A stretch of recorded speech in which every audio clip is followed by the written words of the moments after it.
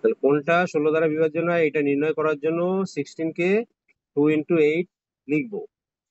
লিখে এবার দেখবো যে প্রত্যেকটা সংখ্যার শেষে জোড় সংখ্যা আছে, মানে 2 দিয়ে ভাগ যায় এমন সংখ্যা আছে।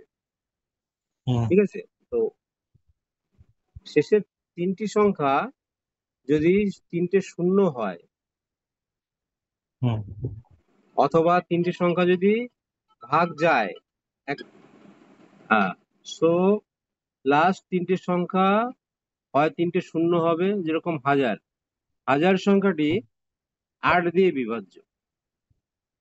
এটা যদি 8 হুম। দিয়ে বিভাজ্য হয়, বুঝবে কি করে না লাস্টে তিনটে শূন্য আছে। এটা যদি 100 হুম। হতো, 100 8 দিয়ে ভাগ করা যায় না, কারণ এর দুটো শূন্য আছে।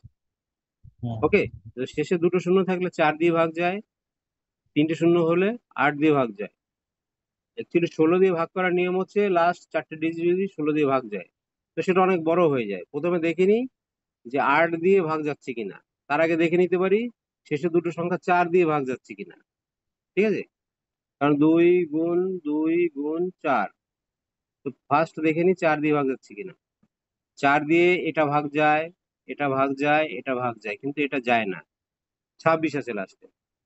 যেহেতু হুম। 4 দিয়ে ভাগ যাচ্ছে না, তো ওটা 8 দিয়ে ভাগ যাবে কিনা একটু দেখে নেবো।